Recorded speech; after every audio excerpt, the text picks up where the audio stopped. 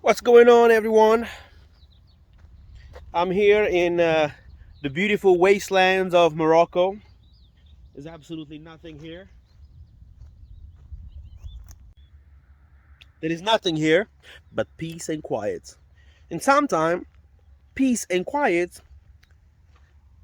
is hard to find in the Western world. So I'm having a good time right now. Um, this, for info, this is on the way to Terudan. Terudan is one of the main cities near Agadir. Beautiful city. It has its own character. It's like a city surrounded by um, castle walls, city walls. If that makes sense. Ancient city walls. It's really beautiful. You have to check it out. The road to get to Terudan is somewhere down there. I don't think you will be able to see it from here. But yeah, on the road to Terudan, you can find places like these. Absolute quiet and peace. I mean, you can come here and meditate, do whatever you want, just relax, do some yoga. It's up to you, whatever you want to do. There is just peace and quiet here. That's what I would like to say. Anyway, guys, I just wanted to share something quickly about renting a car in Morocco. That is, um, I've rented that car through a website called Discover Cars. Actually, I think I first went to Skyscanner. Skyscanner led me to Discover Cars, which then led me to a website for a local company in Morocco, which usually, in my experience, it hasn't happened to me before. Usually, when I go to Discover Cars, I always find, well-renowned companies like Europe Car or Hertz, these big brands, which you can kind of trust. I avoid renting cars from local companies in Morocco, and the reason being is, and it's sad to say that, because of course you want to help, the local economy and whatnot. But I avoid local companies because they usually come in terrible conditions. Now, these car um, came with all sorts of dashboard lights. And when I called the company to tell them about these lights, they said, man, don't worry about it. It's all good. They told me, are the wheels turning? Is the steering wheel working fine? Yeah, then you're good. That's what they told me. So, it's not the most reassuring response, right? Um, and that's the kind of response you don't usually get from like big brands, like Hertz and whatnot. If there is a problem with the car, in fact, I've never, those big companies, they've never given me a car with any sorts of issues.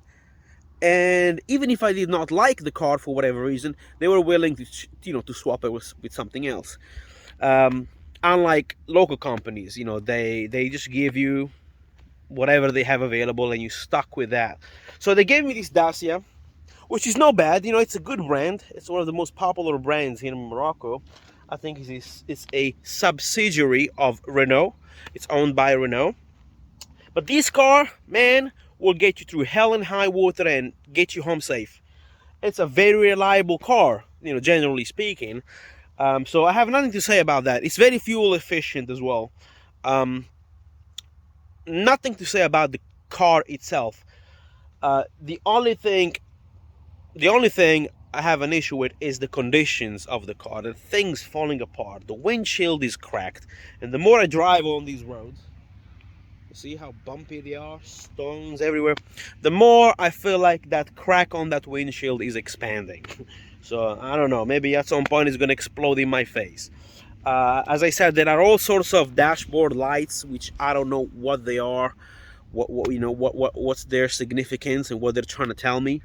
There are like I don't know, seal materials which they use to seal the sides of the door from the inside.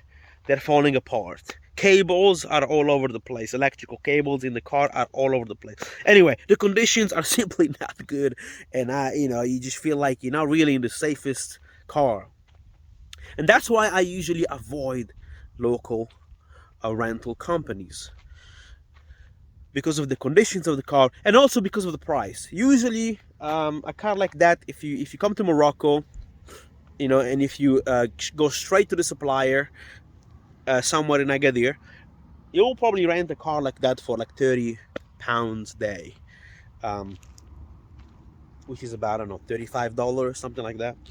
But I got that car for about 13.5 pounds, which is about $15 maybe a day, which is a good deal. It's a bargain, it's a steal.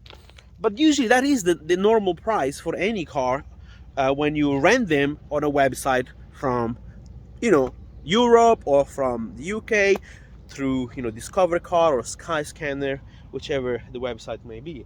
Usually they are around 10-15 pounds a day, but when you come and rent them from here, they're more expensive. So that's why I usually avoid them. I avoid the local supplier. Price is too high, and the conditions are usually just not safe. So, and again, I'm not trying to deter you from coming into Morocco and helping the local economy and helping the local suppliers. There are many ways in which you can help the locals,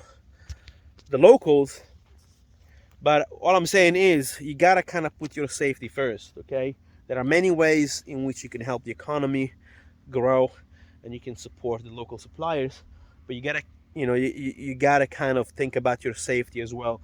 And when you rent a car that it's not really in the best conditions, that's not safe. That windshield could explode in my face at any time. Those lights, I don't know what they are. I don't know what they're trying to tell me. There could be an engine fault. I could be left stranded here in the middle of the night. So as much as I would like to help the local economy, I don't think that is worth it. So that's why I always opt for international brands. I always rent cars from abroad. Now this time was a little bit different. I did use a international website. I used Discovered Cars to rent this car, which usually doesn't have local companies. I don't know what happened. This time it did. and I got one of those.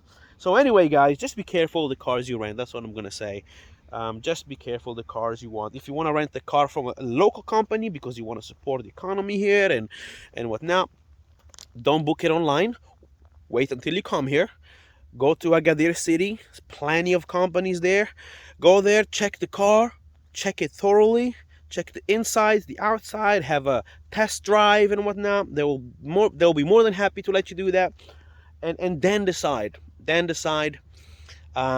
you're happy with the price and if you're happy with the conditions of the car. But don't book it abroad. Don't book it Don't book it online before you land here, because once you land here, whatever car they bring you, that's what you're gonna be stuck with.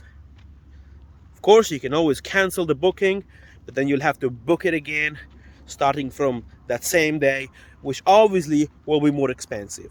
And I know that because I tried to do that. I tried to cancel this booking because I saw the car and I was like, man, no, I don't feel safe in this car. I tried to cancel the booking, and I looked at the prices for cars to be booked from today onwards. It was 3 times the amount. So hey, so be careful. Anyway, those are my 2 cents in terms of booking cars in Morocco. Besides that, hey, it's a beautiful country. So much going on here, okay? There's so many good things going on here. Anyway, those are my 2 cents on the subject. I must go on. The show must go on. I shall see you later.